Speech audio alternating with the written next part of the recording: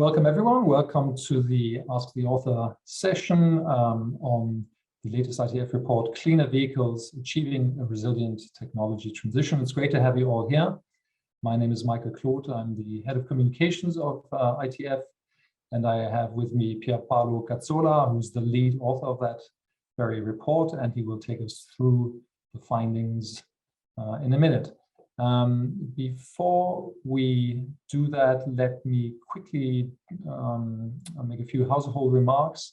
This is mainly about asking questions. This is for you. So if you want to ask questions, please use the Q&A function. That's the icon with the two bubbles at the bottom of your screen.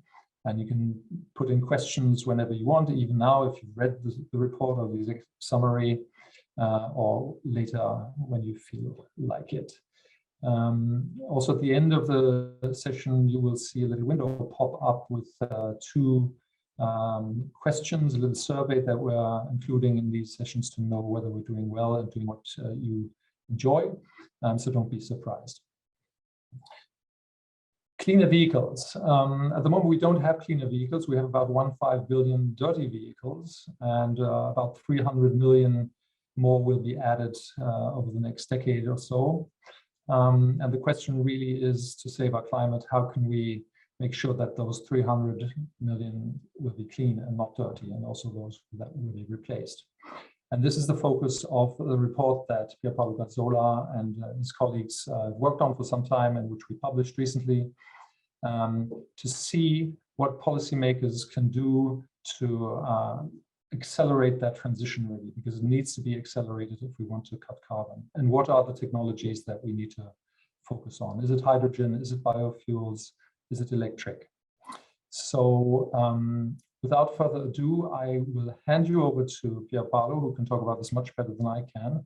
And then when he's done, we'll move straight to questions and have a lively discussion, I hope. Pierpaolo, over to you. Thank you very much, Michael, and hi everyone. It will be a pleasure to walk you through our findings. I'll start moving across the slides. So the question we asked ourselves while working on these vehicles was, what role can technologies and policies play to foster economic growth and sustainable development when looking at a specific case of road vehicles? The approach we took is to evaluate different options from a perspective of resource efficiency, energy use, and greenhouse gas emissions. We focused quite a bit, as you will hear, on electric powertrain, but we're covering a scope that includes light and heavy-duty vehicles. And we also focused on experiences that has been developed in leading vehicle markets, so primarily North America, Europe, China, Japan, and Korea. Now, I mentioned we have quite a bit of a focus on electric vehicles. Why is that? So what you'll find in the report is an assessment of greenhouse gas emission intensities of different vehicle types, so different powertrain types for different vehicle sizes. And the bottom line of these is that we see that electrification can cut emission for vehicles in any of these classes most effectively. And in addition to this, there is also an important point, which is the very high energy efficiency that come with direct electrification, exceeding what is achievable with any of the other options. We also looked at alternative options, in particular hydrogen, biofuels, and synfuels, synthetic fuels. We found that although there are some advantages, for example, hydrogen requires fewer behavioral changes from users. You charge at the pump, you don't charge at home. For example, if you refuel at the pump, you don't charge at home. They face other type of barriers, namely economies of scale to drive costs down, which are harder to deal with. The need for a primary form of energy available at very low cost due to lower efficiency across the board for the hydrogen pathway. energy efficiency across the board, and the complexity of handling hydrogen distribution and hydrogen transport and distribution to refueling stations. Also saw that biofuel face challenges, in particular on the side of cost competitiveness. And then syn fuels face a combination of challenges related with thermodynamic losses and difficulties to scale up associated with thermodynamic losses, and also very large amounts as a consequence of very low carbon energy in comparison with other pathways. Our assessment is that the low carbon pathways to produce these fuels are likely better suited to serve the decarbonization of other modes where there is a lower scope for direct electrification, and this is the case in particular of shipping and aviation, which are not within the scope of what we covered. Now, what has been the situation with cleaner vehicles? Michael mentioned a little of these earlier, and so our assessment is that there has been a significant number of policies that are being deployed to drive market growth for electric vehicles. They span from technical standards to the establishment of a clear vision, the existence of an enabling environment on energy and carbon taxes, the existence of procurement programs, availability of economic incentives, the development of regulatory requirements, and also the establishment of clear sustainable finance thresholds when it comes to the subject of clean vehicles and clean energy. So the report contains a description of several activities within each of these items, helping understanding the extent to which these instruments have been used in the main global market to actually promote the transition towards cleaner vehicles, in particular EVs. As a result of these, we saw 3 million electric vehicles sold in 2020, with the largest numbers in China, Europe, and the US. And so we consider that policy interventions and technology advances, which I didn't mention, but they are also important because there was a tenfold decline in the cost per kilowatt hour of batteries during the course of the past 10 years. Well, they succeeded in starting boosting EV sales, even in a year like 2020, which was marked globally by the pandemic, the COVID-19 pandemic. Then looking forward, we see that financial markets are valuing a lot EV-focused manufacturers. We also see financial pressure on energy companies to ensure that their energy becomes decarbonized, so it has a lower carbon intensity. We see electricity well placed to respond to this. And then we also see that there is a growing acknowledgement that a very rapid adoption of EVs is necessary to meet net zero transport ambitions. So as a result, what you see on the screen is that both for passenger cars and medium and heavy trucks, you see projections from all major analytical centers of a growth in market share, and sometimes a very marked growth, as I say, to meet net zero ambitions. So the future, the expectation is for a rise of market shares for electric vehicles. Another pair of mega trends that is important to factor in relate with digital connectivity, sharing, and automation. In particular, connectivity and digitalization are major macro trends marking the economy, not just the transport sector, but transport is not an exception. There are several examples, including intelligent transport systems, increased vehicle connectivity, a lot of interest in automation, and the use of artificial intelligence as a tool to enable that. Our assessment is also that what happened with COVID-19 accelerated this transformation. The transformation was already started. Here you have some milestones of what has happened in terms of international agreements in particular on the amendment of the Vienna Convention, and then the creation of a working party on automated and autonomous and connected vehicles in the framework of WP29, the World Forum for Harmonization of Vehicle Regulation, and then the approval of regulatory texts, which can be used internationally on cybersecurity, software updates, automated lane keeping systems. So what we saw is also that so far, all this part related with connectivity and digitalization is being driven by economic opportunities that people see with this, thanks to the increased competitiveness and the possibility to make products more attractive. And in one warning you'll find in the report is that we think the transition must be managed from an environmental angle. And there are opportunities actually from better connectivity and digitalization to actually develop policy tools that can help doing that. I'm thinking in particular about road user charges and policies that relate with geofencing, for example, to limit access to only cleaner vehicle to parts of our cities. We also identified a number of emerging policy challenges grounded on the fact that well, we see a lot of an increased action on the policy side. We see an increased importance to promote the transition and also to manage the transition in a way that ensures that it can be aligned with environmental goals. The reasons lie in significant economic opportunities, including thanks to lower total cost of ownership, which are achievable with the transition to EVs.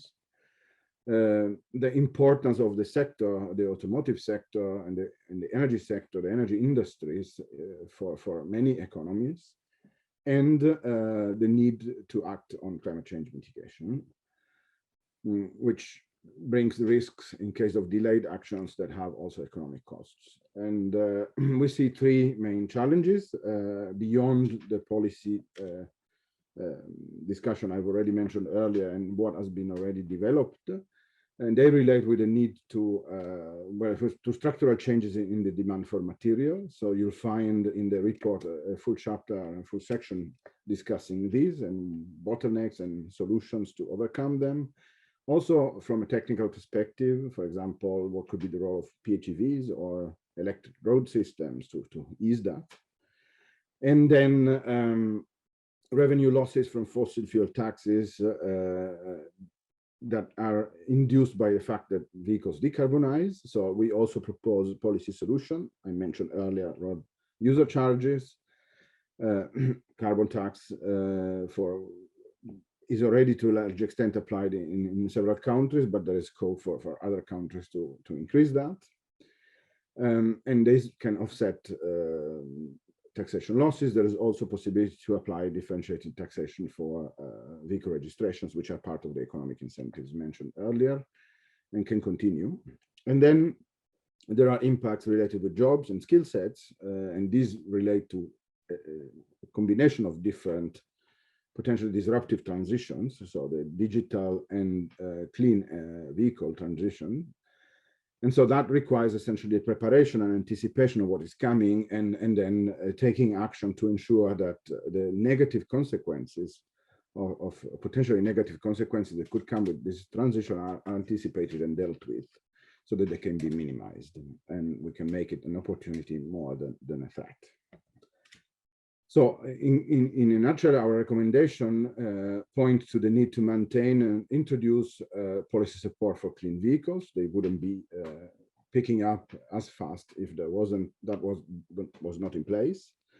We recommend to prioritize the transition to direct electrification and renewable energy. The reason being that that is where we see the biggest potential for achieving, for moving to a future with economic advantages and the lower total cost of ownership.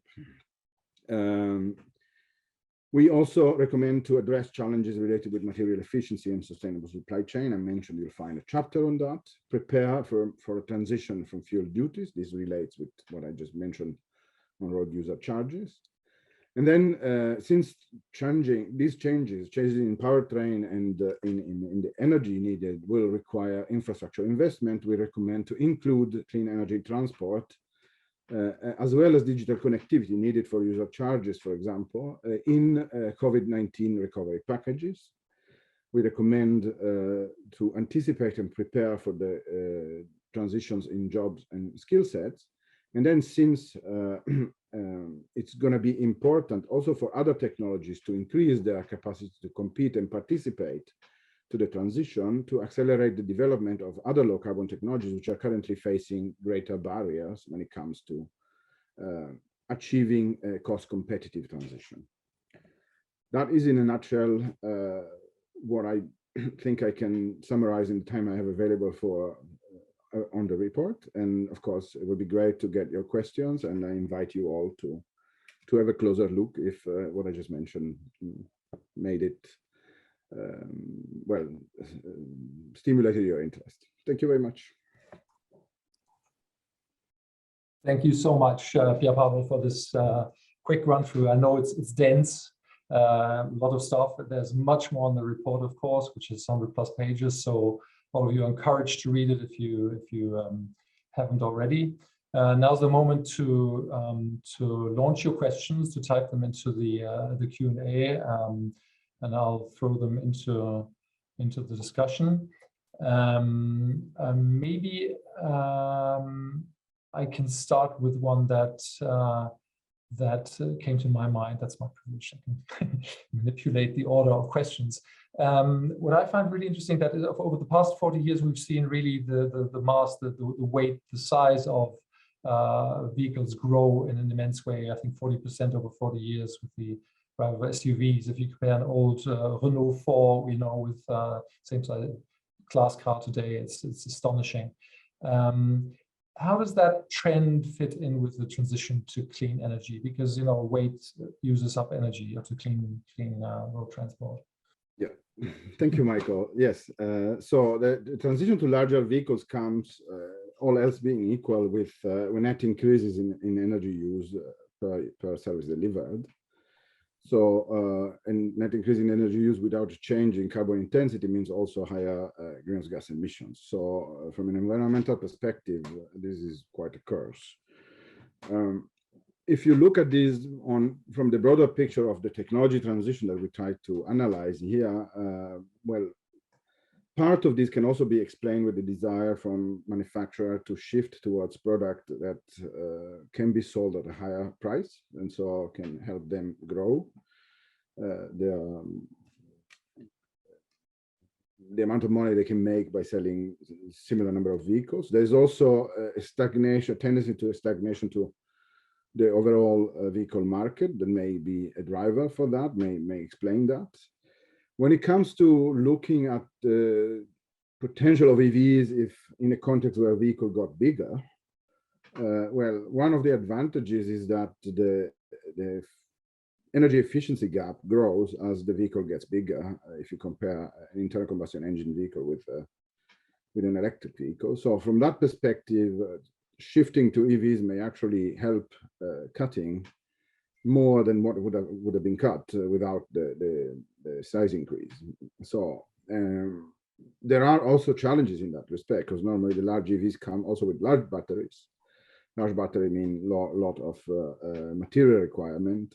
So there's a need to find to mitigate that effect, that impact. There are potential solutions. For example, in the report we talk about what could be the role of PHEV with maximized all-electric driving, and also what is the role of electric road systems that could reduce enormously the requirements in terms of batteries for heavy-duty vehicles moving over long distances. Thank you so much. I have two questions from our audience that I'm passing on. The first is from Patrick Ackermann of Siemens Mobility, I think, well known to us. Welcome, Patrick. Patrick asks, he's read the book. The chapter Beyond Clean Vehicles does not appear to have considered the impact of several countries allowing heavier and longer trucks, what we used to call mega trucks, the high capacity vehicles. Do you think this trend is insignificant, or why was it not covered? So what we try to focus on is the powertrain and energy technologies that actually are used by different vehicle classes. we didn't really use this report as an opportunity to discuss what could happen basically as a result of shift across different types of vehicles used to move passengers or used to move goods. So it's not a desire not to cover that, it's simply, it wasn't within the scope of what we were trying to look at. Maybe you could follow-up question on that is, so what you mentioned several times, ERS, because that's particularly interesting for high capacity and heavy vehicles, and also Siemens is working on that, I believe. Can you quickly explain maybe what that is for some of us who may not know in 2 words, and what is the interesting thing about electric road systems? Yeah, electric road system essentially consists in ways to ensure that vehicles running on roads can have access to the supply of electricity. One of the systems that has been, let's say, is in its most advanced phase of development, allows that through overhead catenary wires that are typically usable by heavy-duty vehicles on motorways. Indeed, I understand Siemens has been one of the leaders on the industrial side to develop these systems. The systems have a number of advantages in our view, because they can be deployed in a way that focuses on the major axis of traffic. It can also adjust over time to the type of energy demand that will come for the system, so will be needed by the trucks running on this axis. And this is an instrument that can help quite a bit with the transition to low carbon energy, to the extent to which electricity is decarbonized, and also reduce the need for materials required for battery storage, because to the extent to which a truck can run on portion of motorways while charging, it can essentially reduce its needs in terms of battery size. Batteries will still be needed for the parts of the roads which are not electrified. And eventually, this is also doable through plug-in hybrid vehicles that would run electric on the parts of the roads with electricity distribution, and then eventually switch to combustion engine when they can. So it's a rather flexible solution, if you want, and so we find it, and also one that enables the use of electric motors, which are highly efficient. So it's one that we find quite particularly appealing in the context of heavy-duty vehicles. I have a question from Claire Gavret-Barrenche, if I pronounce that correctly, who says, thank you for your presentation, really insightful. The last objectives set by the European Commission are really ambitious in terms of greenhouse emissions. The pace of EV adoption isn't homogeneous among countries. How can you transition successfully with different levels of maturity of EV markets? So I agree that the transition is not easy and the level of maturity is not the same. The importance of the transition, I think, is now, especially with the regulatory requirements in Europe, it has been mobilizing manufacturers to actually diversify the offer of vehicles that can be purchased. I think this is going to continue. This diversification of the offer, I think, will then generate greater opportunities for let's say, will allow to have a greater scope of appeal amongst consumers, also across different markets. So that's encouraging, I think. There is a need to also deploy charging infrastructure along with the deployment of EVs. That requires, I mean, to some extent, it can be bridged by ensuring that you have access to charging in private facilities at home or in a logistics center. But then part of that will also require publicly available chargers. I believe there's already a lot of voluntary action being taken by consortia of different industry players to roll these out. And then in addition now, I also understand that specifically in the case of Europe, the fact that part of the recovery funding will be earmarked for green investments may actually help ensuring that that governments themselves and public spending contributes to ensure that we will have a growth in the deployment of charger and in ensuring a good access to electricity across the road network.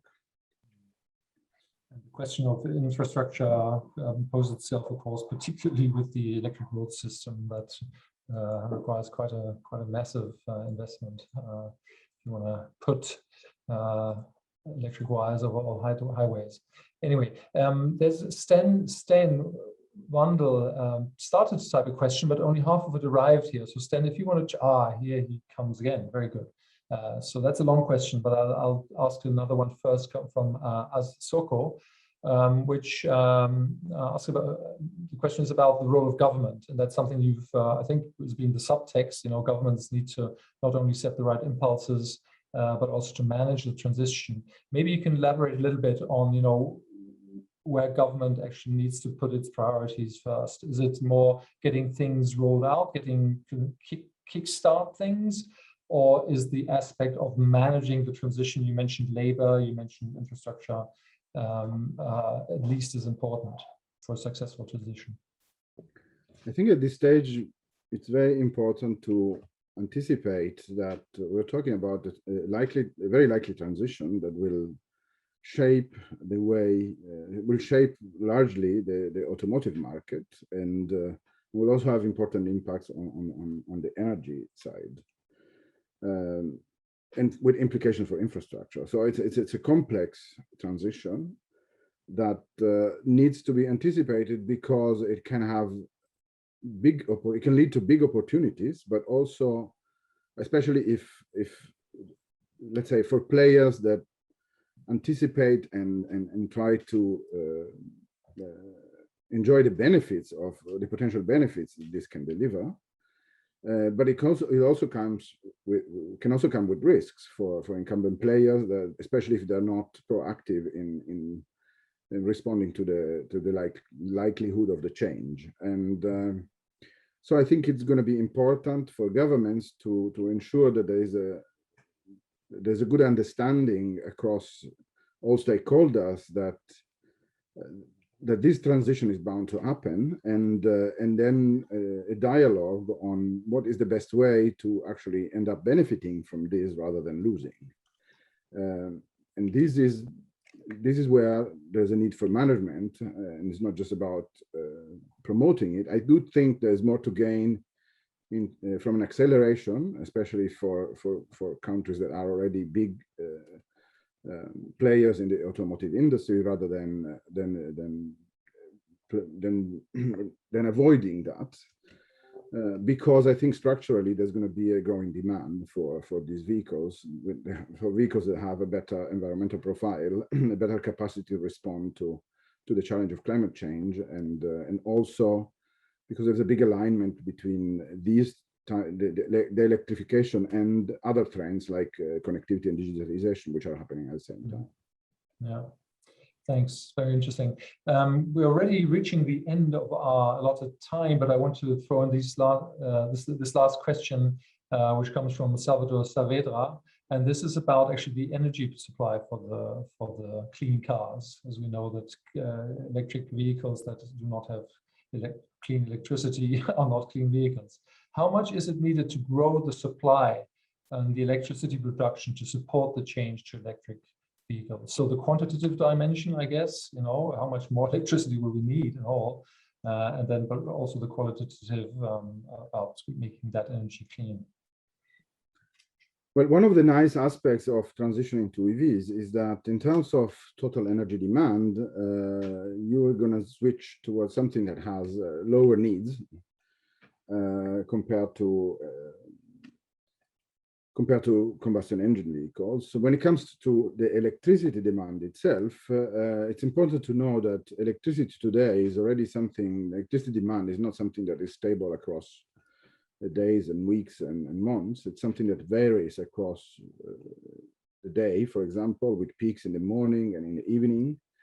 And so there's capacity that is needed to cover those peaks. And then there are periods of off-peak demand, which can be filled by basically new forms of electricity demand.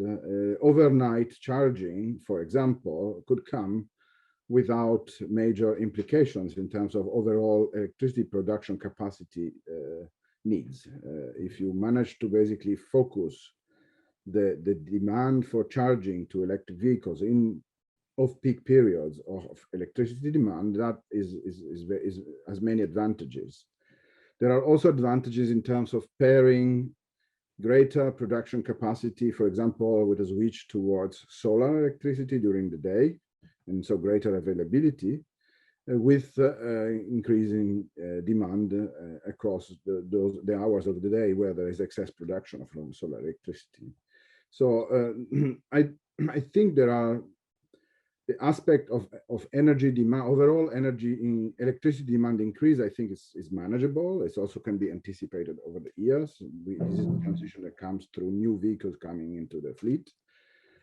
So I personally don't think that is a key challenge. I think that's something that whoever works in the electricity sector is ready to handle and even happy to handle. I think there are also opportunities for greater stability for the grid, but there could be locally there are locally needs to adapt the network and the grid so that there's going to be more localized demand, and so in those cases there is a need for interventions to adjust the system. Thank you, Pierpaolo. So there are a couple of questions that unfortunately we can't answer here, but please do get in touch with us, with Pierpaolo, of course, with me if you want, whatever you prefer. We'll try to get in touch back and to, this is a way also to get into a conversation and to engage with each other and continue the debate forward, that we hope this book, Cleaner Vehicles, Achieving a Resilient Technology Transition, will also drive forward and help us to get there in the time that we need to get there to stop climate change, which is the ultimate goal. I thank Pierpaolo. I thank all of you for coming. Do stay in touch. Do download the book. And the question of whether you like this event popped up a little earlier than expected, so maybe you weren't quite ready to answer it. But do let us know whether you think this is a useful format or not. Anyway, we're constantly trying to improve and offer something that you enjoy, that you find useful. Thank you very much. Hope to see you again and have a very good weekend. Thank you and bye.